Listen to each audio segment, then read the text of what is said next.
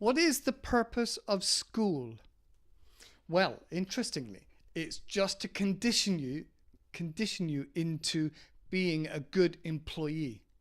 That's why factories used to have alarm bells, the same as in a school, to let you know when to get up and go out for your break, when to come back, when to start work, when to finish work. Right, do forgive me if I get a little passionate and a little bit excited. I'm going to really try hard to stay on track here and stay focused. And just wait till the end for the wisdom of the day. There you go, that's my effort. Right, as a hook. Right, okay, so I just said about the whole idea of school is to train you and condition you into being a good employee. That was the whole reason it was invented, and for some other nice reasons to get children off the streets a little bit. But there we go. All right, I'm going to try and keep this as brief as possible and keep moving on. But I'm hoping I won't get too evangelistic against for my point. Right, okay. Second question I've got here is, what's the difference between public school and state school? Okay, well, state school is, again, what I just said. It's about training an employee, a young person to be an employee, how to sit, how to stand, yes sir, no sir, free bags full sir. And yet a public school, a private school, teaches individuals how to become leaders, how to manage people, and how to get the best out of people. You might think sort of politician and upper echelons of CEOs, management and business. So there's two obvious diversions in school systems and what they're designed for. All right, the third one here I got is what's the difference, or what's the reason for different divisions and different football teams? What's the purpose behind it?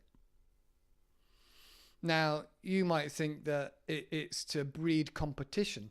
And in some aspects, competition is good. But if you look at most business, competition with business sometimes breeds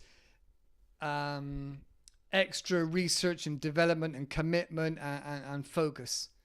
But in other areas, it stifles, especially when there's games at play, you know. What do they call it?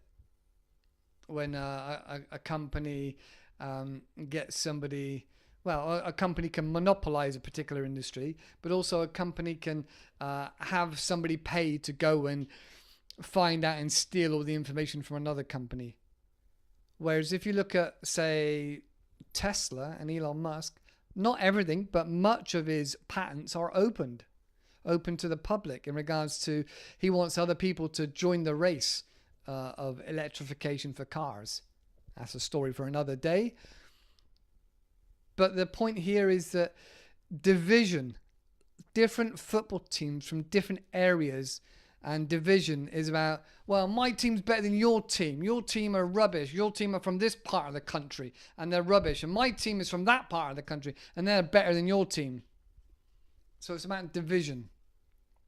What about, fourth question, what about pay per view? All right, that's to make you feel special, more important. You know, I'm more superior than you are. There we go. So again, another way of getting you to spend your money and distracting you and dividing you and division. Number 5, what's the purpose of the Olympics?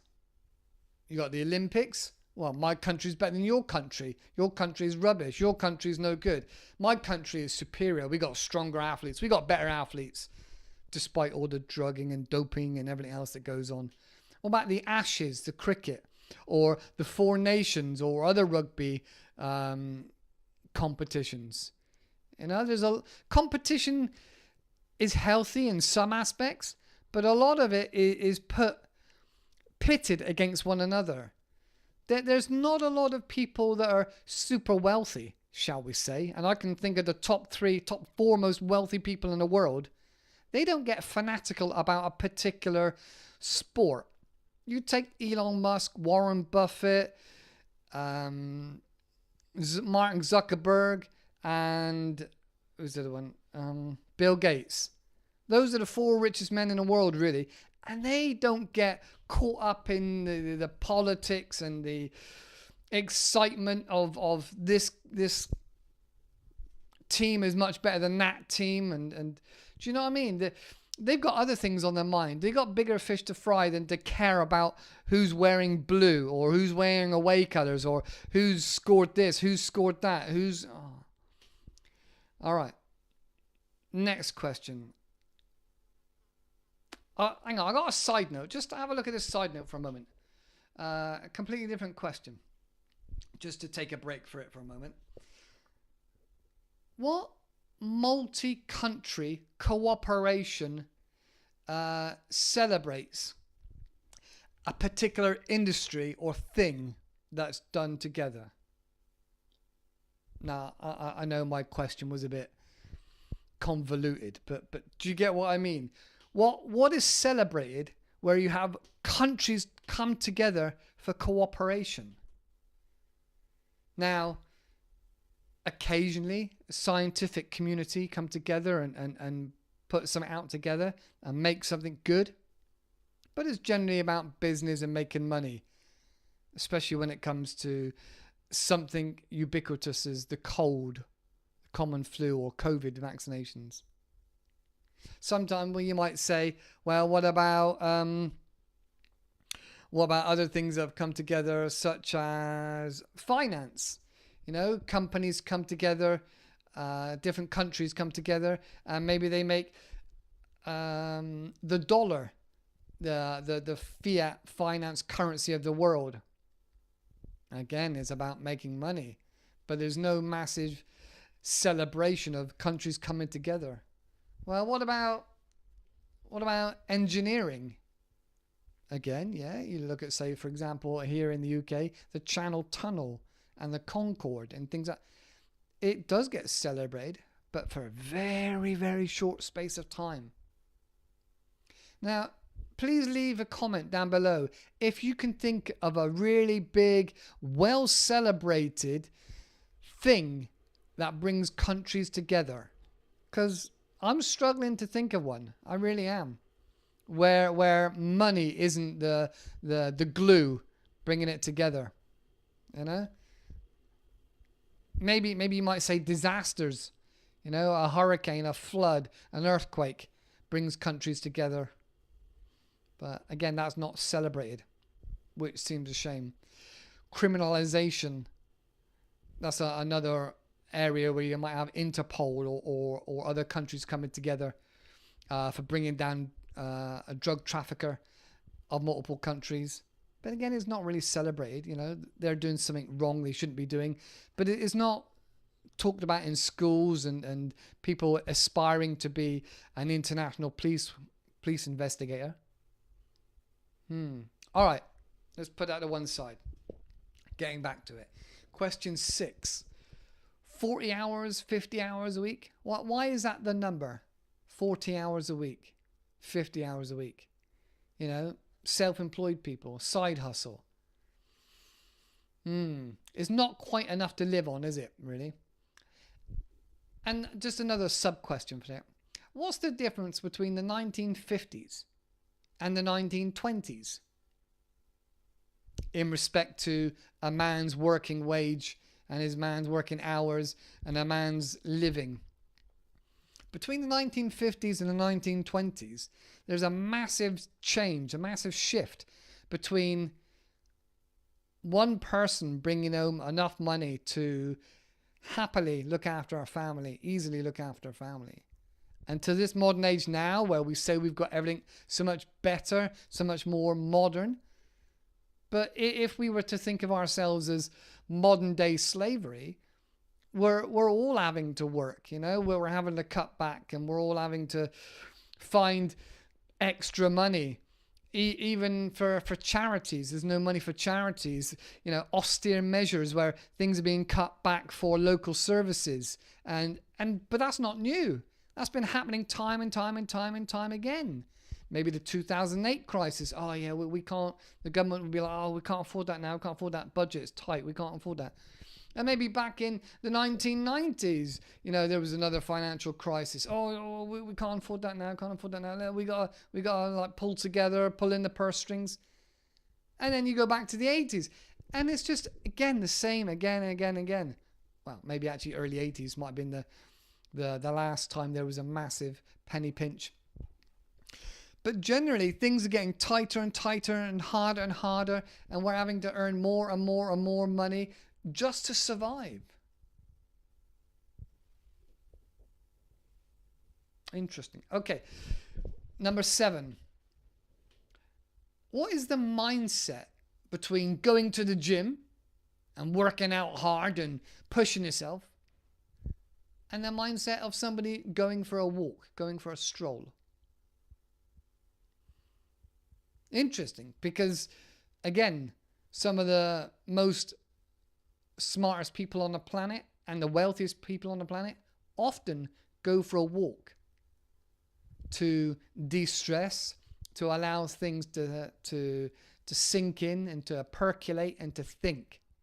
You know, it's to get away from all the sensations of buzzers and emails and phones and people. You're going away for a walk. You're getting out and you're allowing things to mull over and subconsciously sinking into your brain.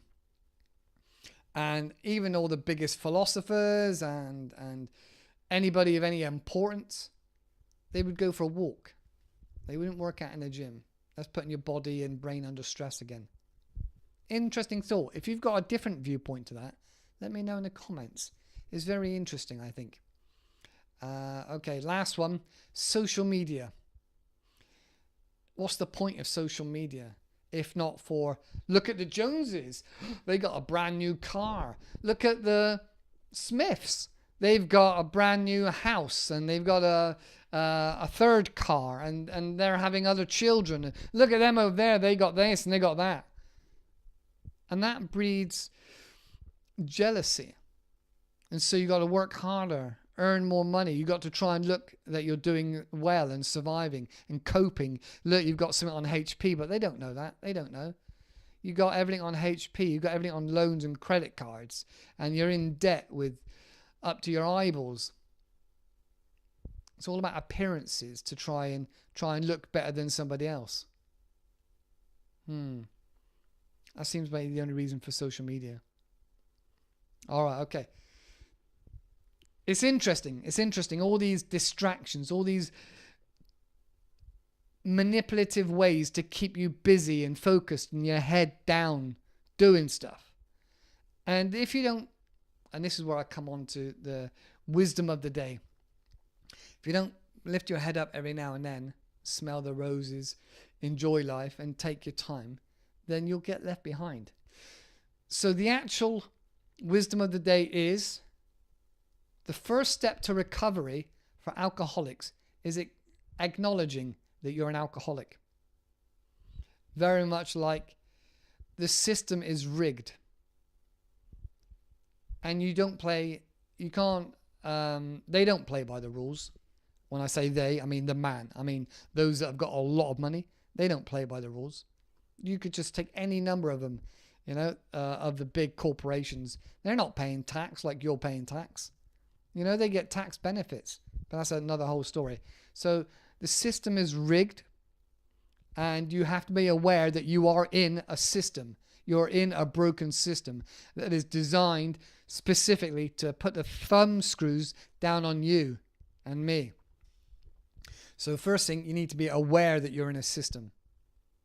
That's the first step. All right, so that's it for now. There's lots of interesting things we could get into, interesting conversations about different aspects of rebuilding your life and realizing what the reality is. But I don't want to get up on my soapbox for too long. Let me know your thoughts in the comments. Are you getting out of the system? Are you getting out of the rat race? What are you doing to unplug and any other funny buzzwords that you want to use? What are you doing? Let me know in the comments if you've got some thoughts on it. Right, that's it for today. Take care, and I'll see you in the next video. Bye-bye for now. You're still here. Okay, as you can probably guess, the echo. I'm in the hallway now, and I'm house sitting. This beautiful house in Somerset. The customers have asked me to come back again. I think this is like the 4th time I've been here. We've got a couple of dogs just down here. Very happy. I'll put in a picture, but they're very good dogs, and I'm very happy to be looking after them. And there's a cat upstairs, which is no bother at all. So, if you may remember last time, I said I was going to do the 3 peak challenge. I might have started 1 or 2, but just to let you know, I did finish the 3 peaks. I didn't do it within 24 hours like a lot of the youngsters do. You know, I'm not that fit and healthy. But I did have to take a couple of days off just to relax and let my feet rest. I had new hiking boots, and they rubbed a little bit, but my legs were a bit tired. So that was 3 mountains in 5 days. Whew. made me feel my age a bit there, I suppose. Still thinking about getting a bus, just saving up some money, and I'm just doing more and more house sits. And I've started to look at web design, or learning to do web development, mostly in regards to WordPress, and then maybe later I might go into Figma and Framer. Other than that, really, I'm just saving up right now and still living in my camper van in between times. If you've got any interesting side hustles that you can do location independent, let me know in the comments below. All right, here we go. Quick tour of the downstairs kitchen, which is really quite nice and, I don't know, like a family home, you know, well looked after. Got done with some of my laundry, got some notes and stuff down there. Hot tap. Yeah, it's a lovely place. Really, really nice. I'm really grateful and happy to be here. But yeah, thanks for stopping by and asking and wanting to know a bit more about me. But ask me. Let me know if you've had a good week. If you're feeling well and feeling strong and happy and take on the world and beat them up their own system and game, let me know in the comments. Right, that's it for now. Take care, and I'll see you next one. Bye-bye.